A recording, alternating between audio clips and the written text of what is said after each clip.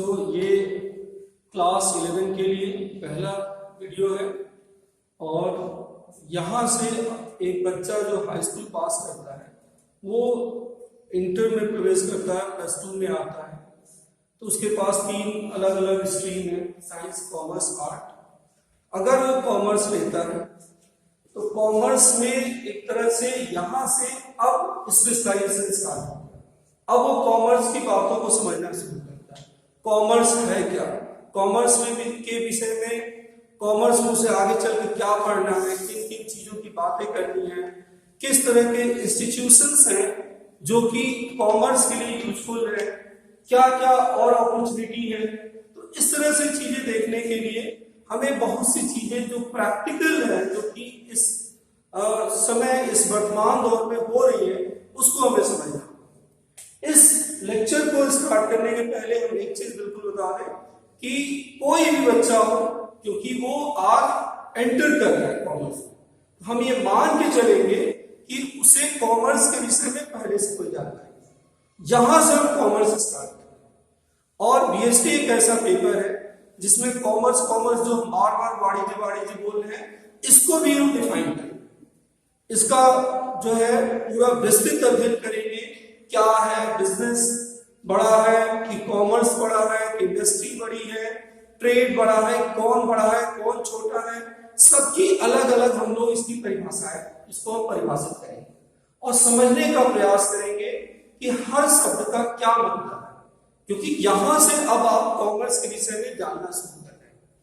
तो हम लोग जब इसको शुरू करेंगे तो पहले एक ब्रॉड टॉपिक से शुरू करेंगे जिसमें कि ये सभी शब्द समाहित हैं, चाहे वो बिजनेस हो, प्रोफेशन हो, एम्प्लॉयमेंट हो, इंडस्ट्री हो, ट्रेड हो, ये सारी चीजें कहां से निकली हैं, कहां से उत्पन्न होती है, वहां से हम बात करेंगे।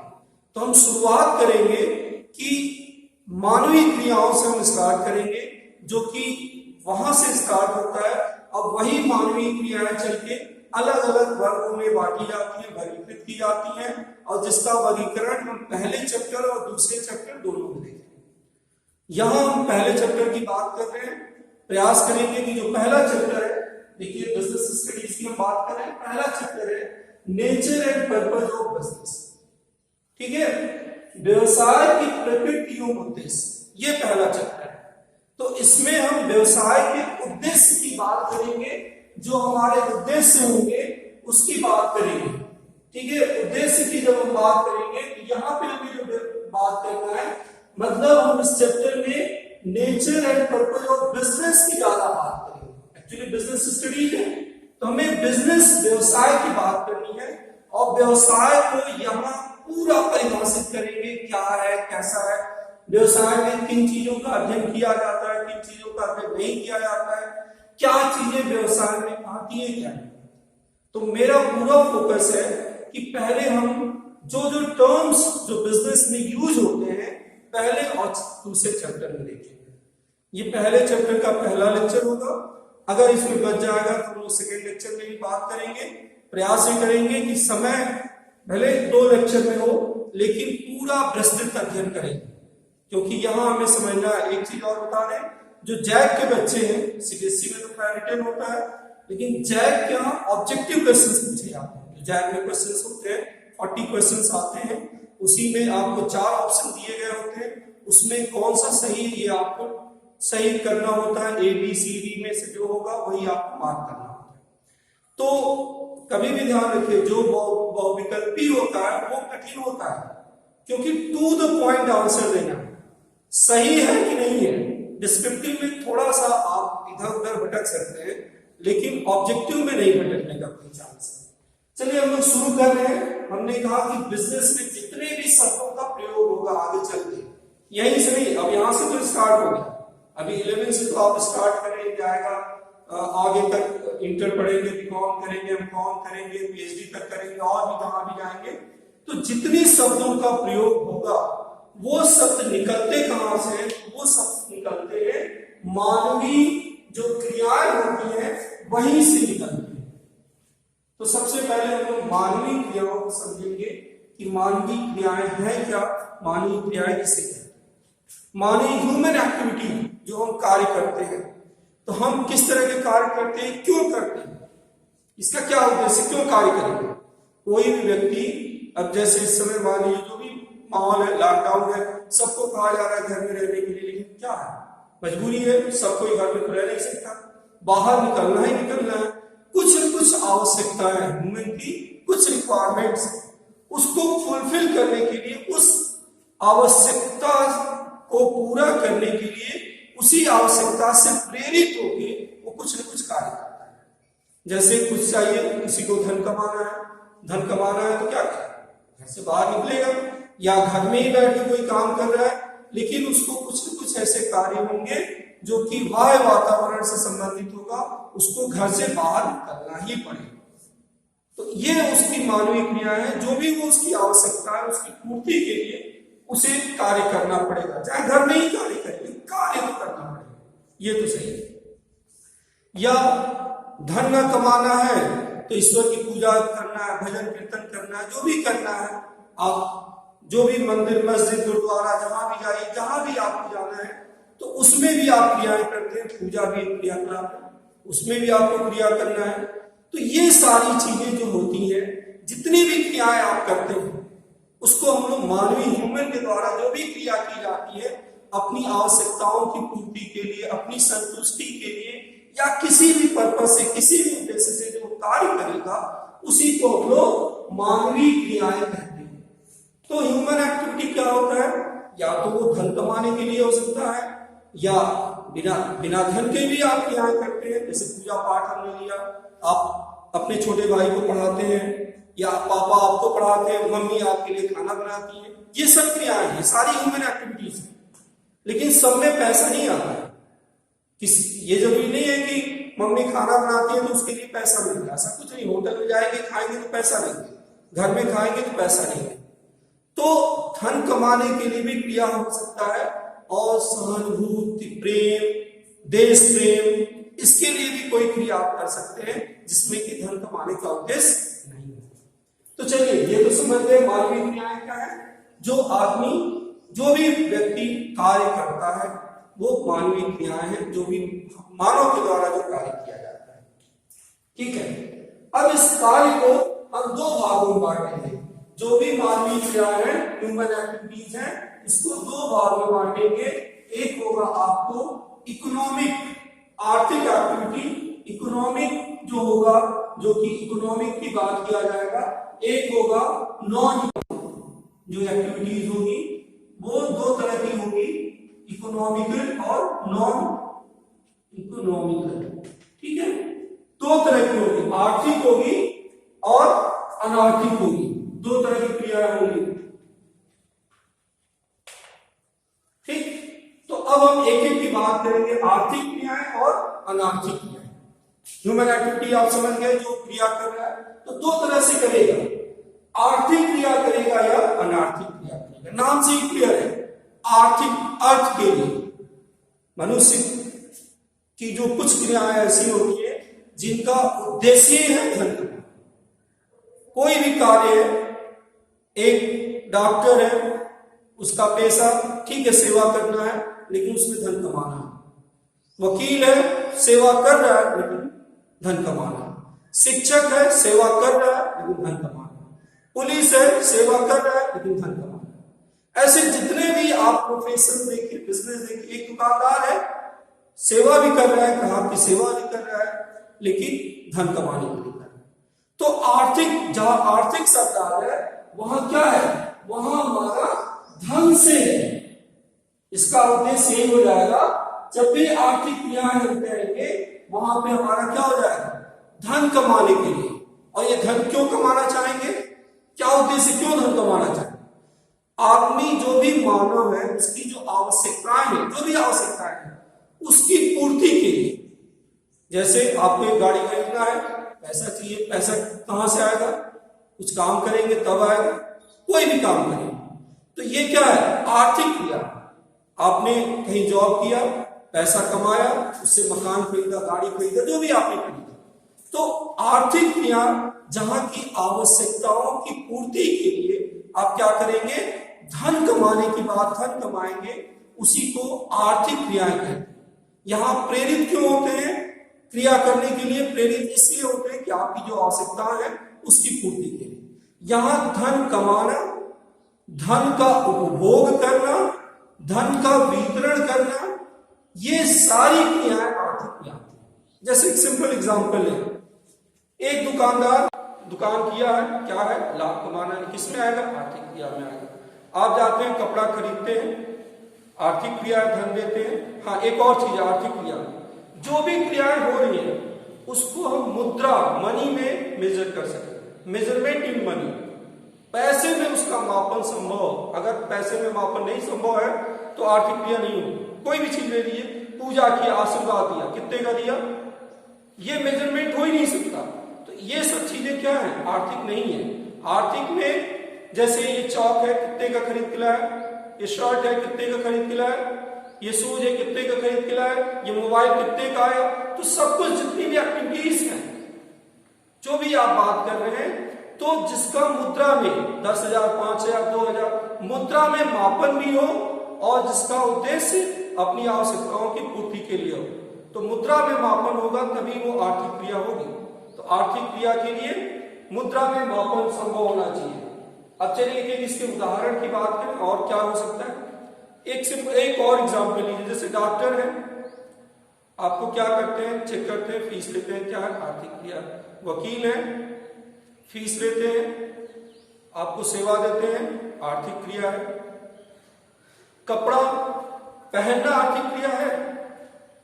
एक सिंपल सा एग्जाम्पल, अगर कपड़ा खरीदना आर्थिक क्रिया है तो क्या पहनना आर्थिक क्रिया है? यहां धन क्या हो रहा है? ये भी आर्थिक क्रिया में आएगा। क्यों? धन कमाना और धन का उपभोग करना। ये जो कपड़ा पहने हैं, ये धन जो कमाए हैं, इसका उपभोग करना है। तो उपभोग करना भी आर्थिक क्रिया होता है। ठीक है? तो यही सिर्फ कमाना ही नहीं है, उसको उपभोग भी करना है। मकान बनवाना, मकान में रहना, किराए के मकान में आप रहते हैं, किराया देते हैं, तो उपभोग कर रहे हैं, उसके बदले में दे रहे हैं।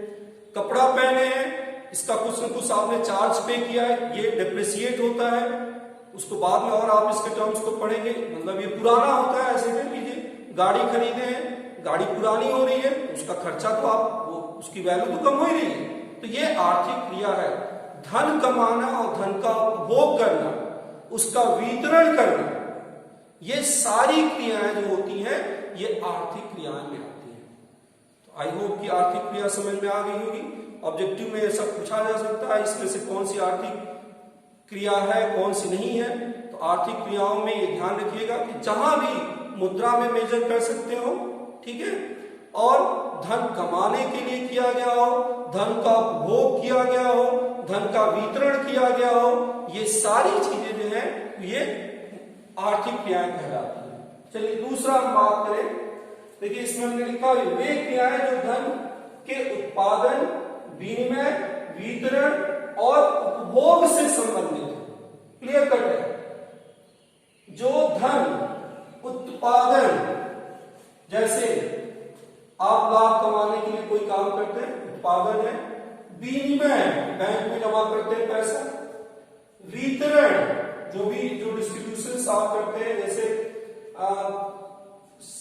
रिटेलर्स, ये सब होलसेलर, ये सारी चीजें चलती हैं।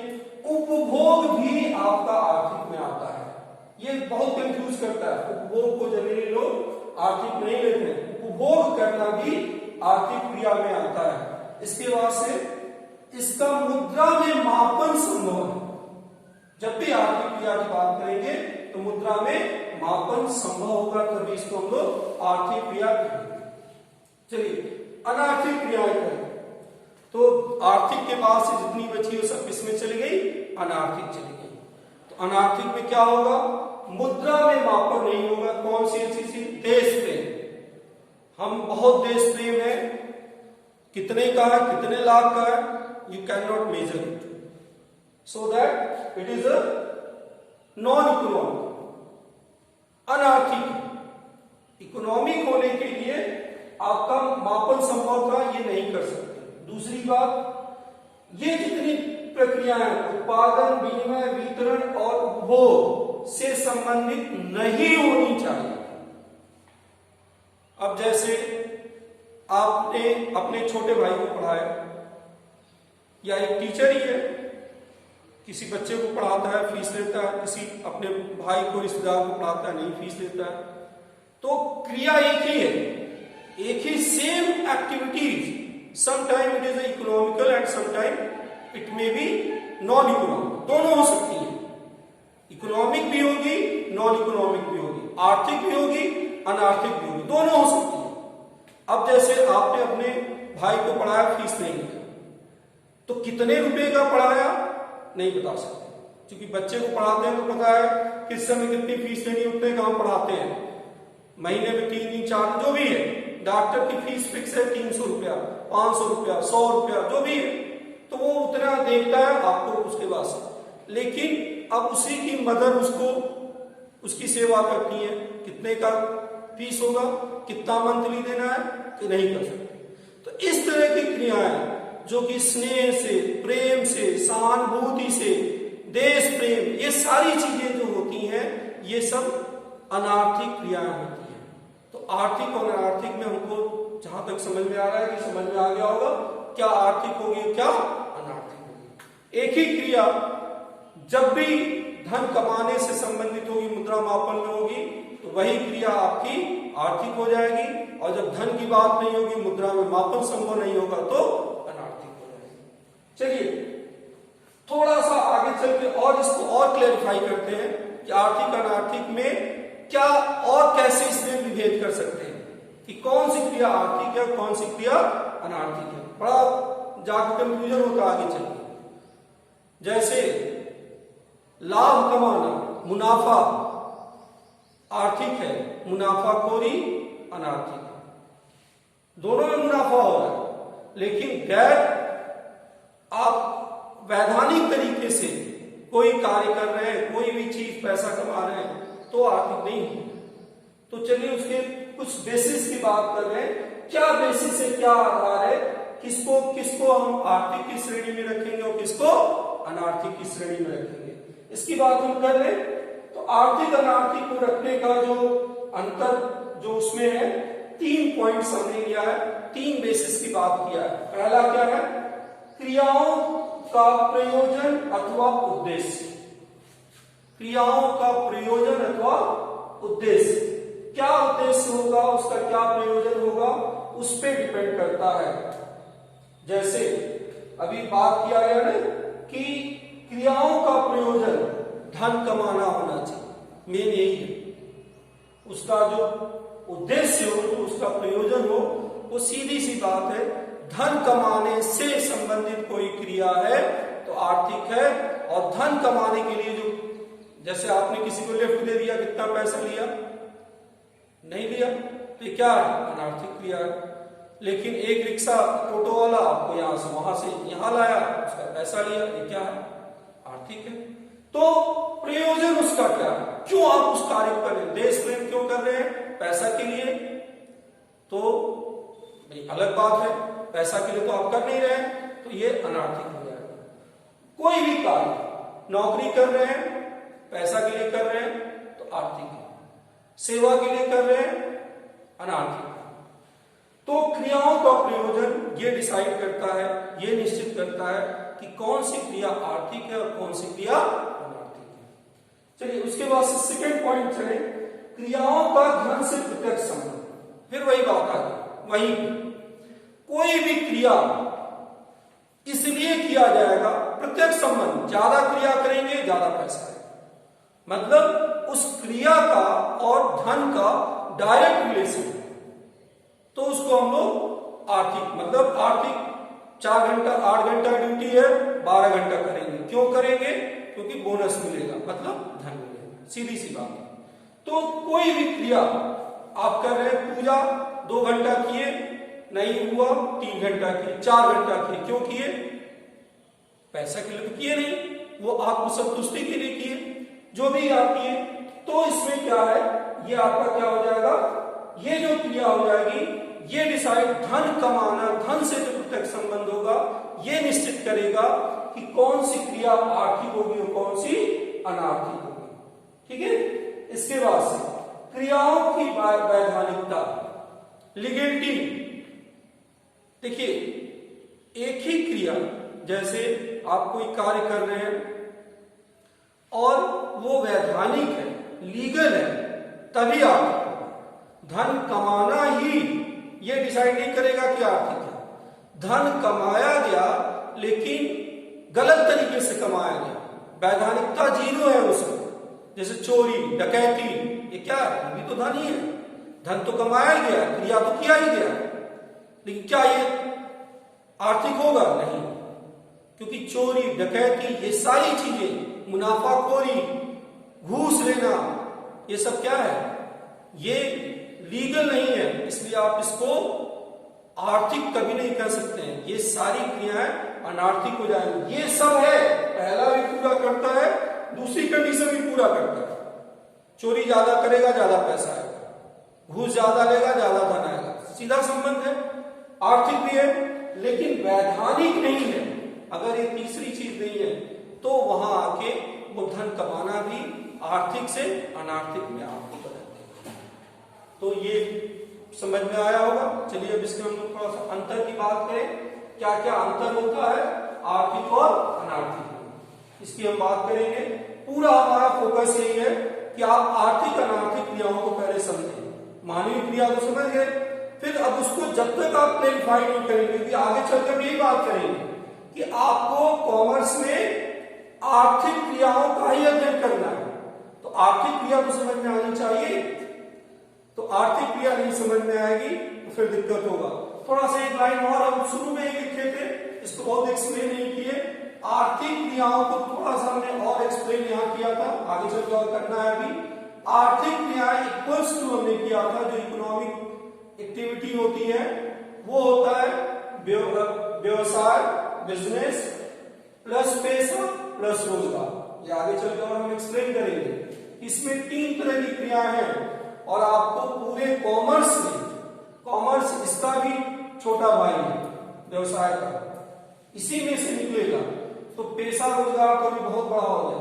मतलब आप ये अपने दिमाग में बैठा लीजिए, आर्थिक क्रियाएं सबसे बड़ी है, उसमें से 3 पार्ट्स होगा, व्यवसाय, पैसा और रोजगार, जिसकी आगे चलकर हम चर्चा करेंगे। व्यवसाय को भी पूरा डिफाइन करेंगे, पैसा को भी करेंगे और रोजगार को भी करेंगे। और इसके सेकेंड चैप्टर में आप व्यवसाय को भी पूरा और विस्तृत अध्ययन करेंगे।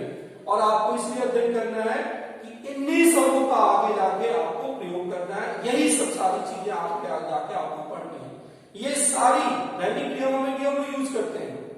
आर्थिक अनार्थिक क्रिया तो हर कोई समझता है, लेकिन कहीं कहीं पे जो चूक हो जाती है, तो कॉमर्स के स्टूडेंट को स्पेसिफिक होना चाहिए कि नहीं ये चीज है, ये आर्थिक है अनार्थिक। चलिए अंतर की बात कर लें। तो अंतर में हमने 7 पॉइंट लिया है, 7वां उदाहरण है, उसको हम लोग बात करेंगे। सबसे पहला जो है वो मीनिंग, अर्थ की हम लोग बात करेंगे। मीनिंग क्या है जब हम आर्थिक क्रियाएं बात करते हैं और अनार्थिक क्रियाएं बात करते हैं, तो इसका क्या मतलब है। अर्थ में ये कहा गया जीविकोपार्जन के लिए जो मानवीय क्रियाएं की जाती है उसे क्या कहते हैं, आर्थिक। जीविकोपार्जन के लिए, जीने के लिए।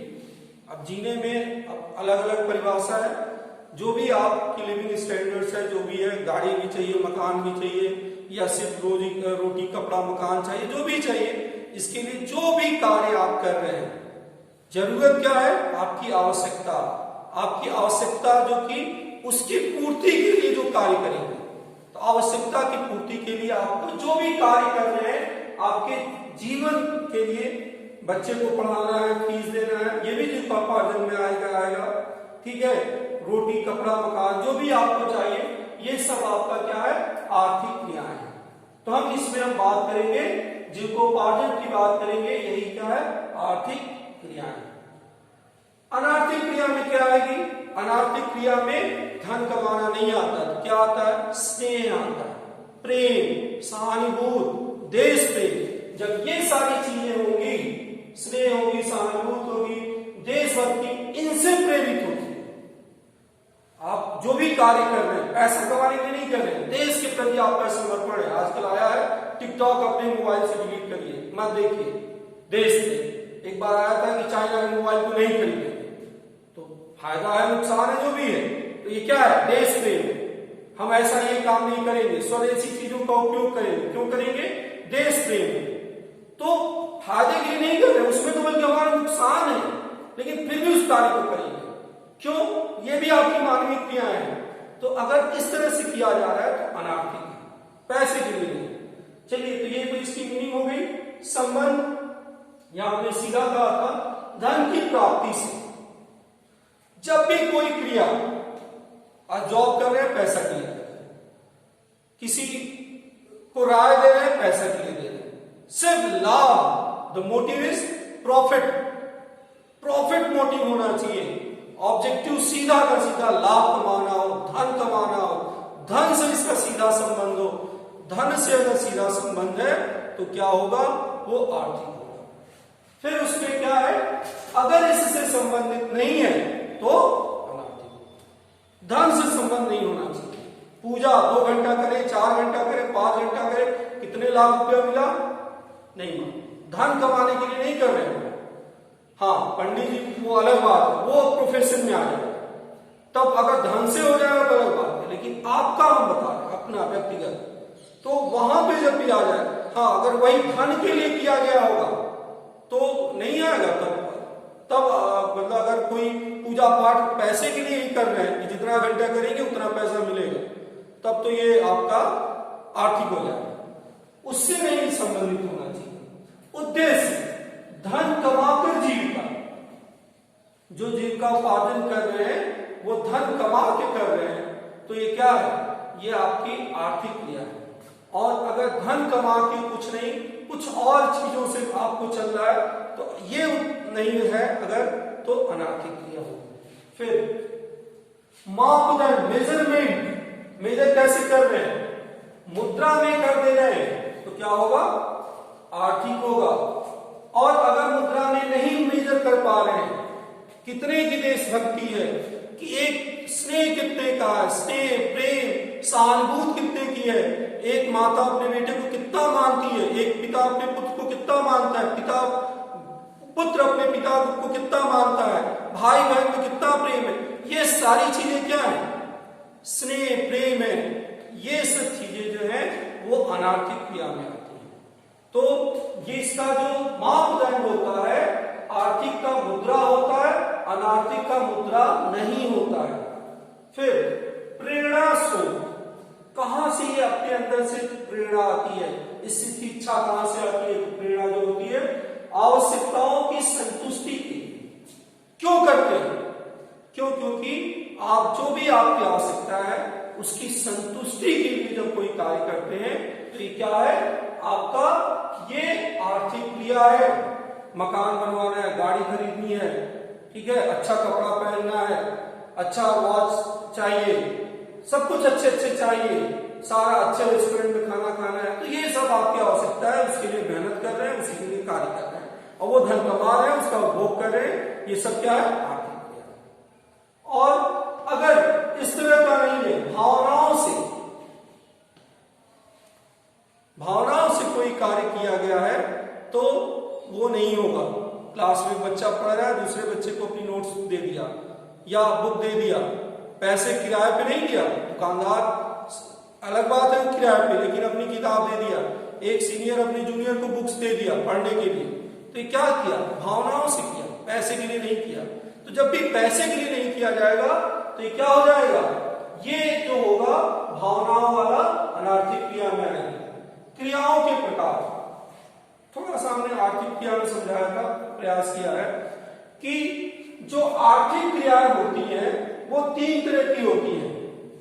कौन कौन सी होती है, व्यवसाय होती है, व्यवसाय का अलग कैरेक्टर होता है, हमने कहा सेकंड चैप्टर में इसको खूब डिटेल में पढ़ा जाएगा, क्या होता है व्यवसाय, बिजनेस। फिर दूसरा इसका प्रकार होता है पेशा, पेशा को हम लोग प्रोफेशन कहते हैं, जैसे वकील, डॉक्टर, सीए, ये सब पेशा करते हैं, प्रोफेशन होता है इनका। फिर रोजगार, नौकरी जो लोग करते हैं, जो वेतन पाने के लिए कार्य करते हैं। तो आर्थिक क्रियाएं 3 तरह की होती हैं, या तो व्यवसाय हो सकती है, या पेशा हो सकता है, या रोजगार हो सकता है। तो ये 3 तरह की क्रियाएं पाई जाती हैं आर्थिक में।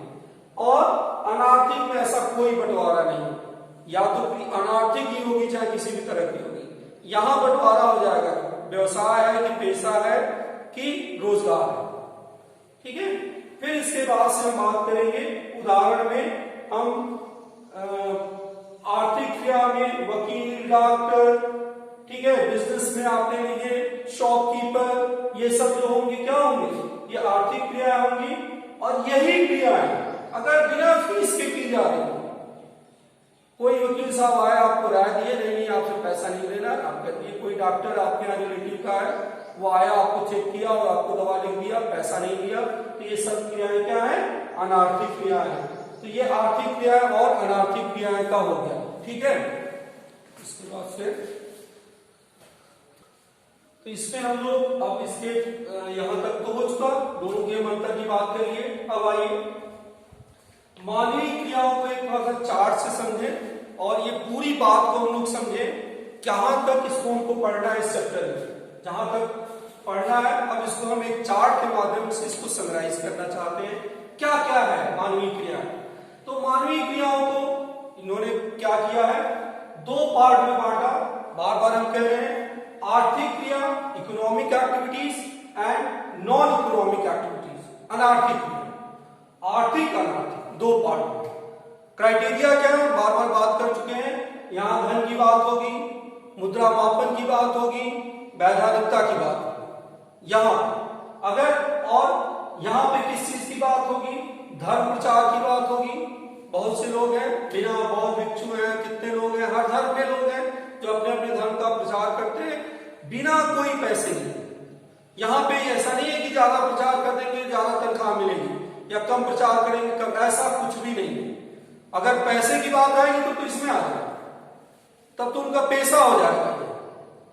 अगर पैसा नहीं है, सिर्फ वो धर्म प्रचार कर रहे हैं, तो यहां पे क्या हो जाएगा, अनार्थिक क्रिया हो जाएगी।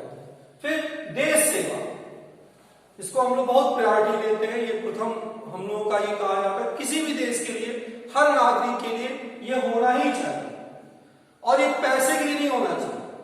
कई कई देशों में कई अलग नियम है कि कोई भी नौकरी करेंगे तो सेना में जाना होगा, सेना की ट्रेनिंग। हमारे यहाँ भी एनसीसी के बच्चे होते हैं जो बहुत मेहनत करते हैं, बहुत कठिन परिश्रम करते हैं, और ऐसा नहीं है कि उनको धन दे दिया जाता है, बहुत पैसा दे दिया जाता है, एक सर्टिफिकेट मिलता है, और उससे उनके चेहरे पे खुशी देखिए, कितना खुश होते हैं वो बच्चे, सिर्फ और सिर्फ उनकी लगन। और कभी ऐसी स्थिति आती है तो वो एनसीसी के जो वॉलंटियर्स होते हैं वो लगते हैं और बिना पैसे लिए कार्य करते हैं। सिविल डिफेंस के लोग हैं, आजकल तो लगे हुए हैं लोग बिना पैसा लिए सड़क पे। कोविड-19 में यही तो हो रहा है, सड़क पे लोग अपने अपने गाड़ी में अपने खुद बना के, बनवा के, ला के, जो लोग सड़क पे ऐसे चल रहे हैं उनको बांट रहे, खिला रहे हैं, पानी खरीद के पिला रहे हैं अपने पैसे से। तो वो क्यों कर रहे हैं, उससे उनको कितने पैसा मिला, कुछ नहीं मिला, कोई लाभ के लिए नहीं। बहुत सी संस्थाएं जो इस समय कार्य कर रही हैं, ये सिर्फ इसलिए कर रही है क्योंकि उनको देश सेवा करना है और समाज कल्याण की बात की गई है। जो भी कार्य करें, बहुत से ऐसे हमारे यहाँ चैरिटी चलते हैं जिसका उद्देश्य है समाज के कल्याण के लिए, जो हमारी सोसाइटी वेलफेयर उसके लिए कार्य कर रहे हैं कि जो समाज हो स्वस्थ हो और उसके लोग ठीक हो, लोगों को सद्बुद्धि आए, लोग काम करें। तो ये सब जो बातें की जाती हैं, ये सभी बातें अनार्थिक क्रियाओं में की जाती हैं। तो अनार्थिक में क्या क्या हो गया, धर्म प्रचार, देश सेवा, समाज कल्याण, इसके लिए कोई कार्य किया जा रहा है जिसमें कि धन की बात नहीं है, मुद्रा की बात नहीं है, तो ये क्या है, अनार्थिक क्रिया। आर्थिक क्रियाओं को हम 3 भाग में बांटते हैं। हमने बार बार ये फोकस किया है कि इसी चैप्टर के सेकंड पार्ट में हम इन दोनों को तो और इन तीनों को समझेंगे। व्यवसाय को भी पढ़ाएंगे इसी चैप्टर में, पेशा भी पढ़ाएंगे और रोजगार भी पढ़ाएंगे। व्यवसाय इंग्लिश में इसको बिजनेस बोलते हैं, पेशा इसको इंग्लिश में प्रोफेशन बोलते हैं, और रोजगार इसको इंग्लिश में एम्प्लॉयमेंट बोलते हैं, नौकरी। तीनों को थोड़ा सा हम लोग समझे क्या क्या होता है। देखिए सब आर्थिक क्रिया है, और जनरली हम लोग तो कंफ्यूज रहते हैं, कौन सी चीज बिजनेस है, कौन सी चीज प्रोफेशन है और कौन सी चीज रोजगार है। तीनों को सीधा समझिए। जब भी व्यवसाय की बात की जाती है तो यहां क्या होता है, एक पूंजी की बात की जाती है, एक कैपिटल चाहिए, तब आप व्यवसाय शुरू कर सकते हैं। और उसमें आप जो पूंजी लगाते हैं उसमें से आप उद्योग करते हैं। उद्योग मतलब इंडस्ट्री जो भी आप कहिए, व्यापार करते हैं, ट्रेड, ये भी चल के आगे बहुत स्पेसिफिकली डिफाइन किया जाएगा। ट्रेड और उद्योग में क्या अंतर है ये बात करेंगे। यहाँ एक्सचेंज होगा, फिर परिवहन, ट्रांसपोर्टेशन, फिर उसके बाद से संचार, इसका कम्युनिकेशन और बैंकिंग, ये सब सेवाएं होती हैं, सर्विसेज होती हैं। तो ये सब चीजें व्यवसाय में आती हैं। तो क्या किया जाता है व्यवसाय में? व्यवसाय में हम लोग करते क्या है कि उद्योग धंधे जो भी हम लोग लगाते हैं, उसके बाद से उद्योग धंधों को लगाना भी व्यवसाय है, उसमें उत्पादन करना भी व्यवसाय है, उसको एक जगह से दूसरी जगह भेजना भी व्यवसाय है। हाँ, उसके नाम बदलते जाएंगे। इंडस्ट्री जब प्रोडक्शन होगा, ठीक, ट्रेड जब उसका व्यापार होगा, मतलब बनने के बाद, आगे हम लोग और बात करेंगे, ये सब व्यवसाय में ही आएगा।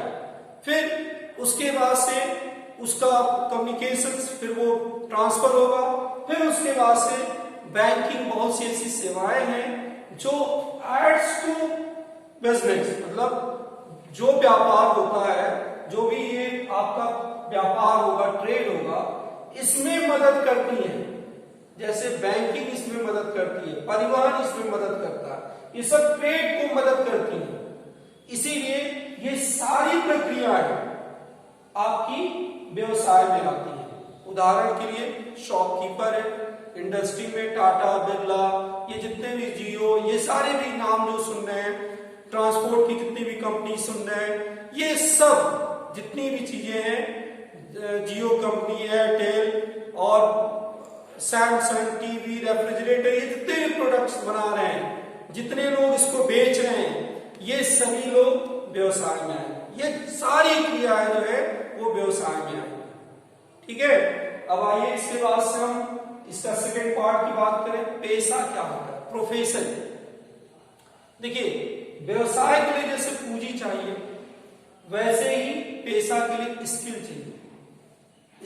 स्किल क्या है कि जब भी एक विशिष्ट प्रकार का आपको उस तरह का प्रशिक्षण मिल जाए, जैसे वकील साहब कैसे बनेंगे वकील साहब, पहले वो LLB करेंगे, LLB करने के बाद से उनको लॉ की डिग्री हो जाती है, लेकिन तब भी वो वकालत नहीं कर सकते।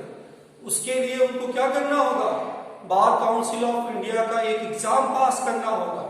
एग्जाम पास करेंगे तो उसमें एक सर्टिफिकेट दिया जाएगा, तब जाके वो क्या कर सकते हैं, वकालत कर सकते हैं। तो यहाँ पे विशिष्ट ज्ञान एवं प्रशिक्षण के आधार पर किया जाता है। जब भी हम विशिष्ट ज्ञान और उसके आधार पर करेंगे तब पेशा होगा, मतलब वो क्वालिटी हर कोई नहीं कर सकता। एक सामान्य आदमी जो LLB नहीं किया है वो वकालत नहीं कर सकता, क्योंकि उसके पास वो विशिष्ट ज्ञान नहीं है, वो स्किल नहीं है। और जब वो स्किल नहीं है तो नहीं कर पाएगा। फिर डॉक्टर के लिए कई अलग अलग कोर्सेज है, BDS है, MBBS है, ठीक है, उसके बाद से MD करता है, MS करता है, कई तरह की डिग्री लेता है। लेकिन ये सब डिग्री लेने के बाद से क्या करता है, नर्सेज भी हैं, ये सब जाके MCI, medical council of India में जाके वो लोग रजिस्टर्ड होते हैं, फिर उनको एक सर्टिफिकेट मिलता है, फिर वो जाके ये प्रैक्टिस कर सकते हैं। तो एक विशेष तरह का प्रशिक्षण होना चाहिए, ज्ञान होना चाहिए, और उसके लिए अलग अलग संस्थाएं बननी है। CA चार्टर्ड अकाउंटेंट भी जो होते हैं, तो चार्टर्ड अकाउंटेंट कंपनी भी अपने यहाँ रखती है, तो वो प्राइवेट जो रखती है वो अलग बात है, लेकिन जो CA होते हैं वो जनरली उस तरह के CA जो होते हैं वो ICAI, आगे चल के इस संस्था की हम बात करेंगे इसी में, ये जो होगा उससे लोग उसको एग्जाम देंगे, पास करेंगे, तब वो ऑडिट कर सकते हैं, तब वो राइट मिलता है। तो ये ICWA होते हैं, क्या CS तो जो होता है वो इम्प्लाई हो जाता है। तो इस तरह की चीजों को जब भी विशिष्ट ज्ञान के आधार पर बात करेंगे, इसको हम लोग क्या बोलते हैं, पेशा बोलते हैं। फिर आइए तीसरा, रोजगार। रोजगार क्या है? रोजगार की जब हम लोग बात करेंगे तो रोजगार मतलब नौकरी। सबसे कम रिस्क होता है इसमें। अभी जो लॉकडाउन की स्थिति हुई है, बड़े बड़े बिजनेस, बड़ी बड़ी इंडस्ट्री सब परेशान है, लेकिन कौन नहीं परेशान होगा? जिसको पहले भी और अभी लॉकडाउन खुलेगा तो हो सकता है फिर चाइनीज कंपनी, चाइना से निकल रही कंपनी तो इंडिया में हो सकता है आ जाए, अगर इन्वेस्टमेंट हो जाए तो फिर यहां मूव आ जाएगा, फिर वो कमाएंगे। तो रिस्क तो बिजनेस में होता है। सबसे कम रिस्क जो होता है वो एम्प्लॉयमेंट में होता है। लेकिन क्या रिस्क कम होता है, कम रिस्क होगा तो प्रॉफिट भी कम होगा। जो अभी मिल रहा है, जो पहले मिलता था वो अभी मिल रहा है, वो आगे मिलेगा। तो ये सब एम्प्लॉयमेंट रोजगार में आता है। तो रोजगार का मतलब नौकरी से समझ जाइए। नौकरी में क्या होता है, एक विशेष समझौते के अंतर्गत वेतन पाते हैं। जैसे हम लोग टीचर ले लीजिए, हम लोग एम्प्लॉयमेंट कह जाएंगे, सर्विस है। यहां एक और क्वालिटी होती है, एम्प्लॉयर और एम्प्लॉय का रिलेशन होता है। कभी भी नौकरी होने के लिए नियोक्ता और कर्मचारी का संबंध होना चाहिए। अगर नियोक्ता कर्मचारी का संबंध नहीं है तो वो एम्प्लॉयमेंट नहीं होगा। मतलब एक मालिक होगा, वो किसी को रखेगा। और इसमें बहुत सी बंदिशें होती हैं। स्कूल ने कहा कि 8 से 2 स्कूल है, तो आपको कितने बजे आना होगा? 8 बजे जाना होगा, 2 बजे के बाद। तो ये बंदिश होती है, रिस्ट्रिक्शंस होते हैं। जबकि प्रोफेशन में ऐसा नहीं है, वकील साहब 10 बजे जाए चाहे 12 बजे जाए, उनकी मर्जी। डॉक्टर साहब सुबह वो बैठे जाए शाम को बैठे। लेकिन यहां कुछ रिस्क कम है, लेकिन रिस्ट्रिक्शन ज्यादा है। आपको जो गाइडलाइन बनी हुई है, जो समझौता, आपको जो काम दिया गया वही करना है। आप स्कूल में आ गए, स्कूल में आने के बाद से आपका टाइम 10 बजे शुरू हुआ, आपको 4 बजे तक रहना है तो 4 बजे तक रहना है। आप एग्जामिनेशन कंट्रोलर बन गए तो आपको वही काम करना है। आप मैथ के टीचर है, मैथ पढ़ाना है। मतलब यहाँ पे जो होता है वो एक गाइडलाइन होती है एम्प्लॉयर की, उसी गाइडलाइन में आप काम करते हैं। तो ये सारी चीजें जो होती हैं ये आपकी आर्थिक क्रियाएं हैं। तो आई होप कि आज हम लोग जितनी भी बातें की वो बहुत, क्योंकि ये पहला लेक्चर है तो इसमें बहुत स्पेसिफिक रहिएगा कि मानवीय क्रियाएं क्या है। मानवीय क्रियाओं के बाद से हमने उसको 2 भाग में बांटा, आर्थिक, अनार्थिक। आर्थिक को हमने 3 भाग में बांटा, व्यवसाय, पेशा और रोजगार। अनार्थिक को हमने कोई बंटवारा नहीं किया, उसके हमने कैरेक्टरिस्टिक्स बताए। अब इसके बाद से जो अगला चैप्टर होगा उसमें हम बिजनेस को पूरा एक्सप्लेन करेंगे, पेशा को एक्सप्लेन करेंगे पूरा, फिर रोजगार को एक्सप्लेन करेंगे, क्या होता है उसको पूरा डिफाइन करेंगे, फिर इन तीनों में क्या अंतर होगा उसको बताएंगे। रिस्क जो बार बार हम कह रहे हैं बिजनेस में होता है, जोखिम क्या होता है उसकी हम बात अगले लेक्चर्स में करेंगे। तो ये सारी बातें जो हम लोग करेंगे, इसके बाद जो सेकंड इसी चैप्टर का मतलब चैप्टर यही होगा, इसी के सेकंड पार्ट में हम बात करेंगे। इसके जो क्वेश्चंस हैं वो अभी तक तो बहुत प्रयास ही किया गया है कि बहुत स्पेसिफिक रहा जाए, क्योंकि पहला लेक्चर है, पहली बार एंट्री कर रहे हैं, पहली बार कॉमर्स कर रहे हैं। तो इससे जो क्वेश्चन बनेगा बहुत सिंपल सा है कि मानवीय क्रियाएं क्या है, ठीक है, उसको समझाइए। कितने तरह की होती है? 2 तरह की होती है मानवीय क्रियाएं। मानवीय क्रियाएं क्या है? अपनी आवश्यकताओं की पूर्ति के लिए जो भी क्रियाएं करते हैं, ठीक है। ये आर्थिक भी हो सकता है और अनार्थिक भी हो सकता है। आर्थिक अनार्थिक को समझाया गया। फिर ये आपको श्रेणी आधार बताया गया। दोनों में अंतर क्या है? आर्थिक क्रियाएं, मानवीय क्रियाएं क्या है, और उसके बाद से आर्थिक और अनार्थिक क्रियाओं में अंतर स्पष्ट है। तो अंतर बिल्कुल हमने किया है, 6 पॉइंट लिया है और पूरा समझाने का प्रयास किया।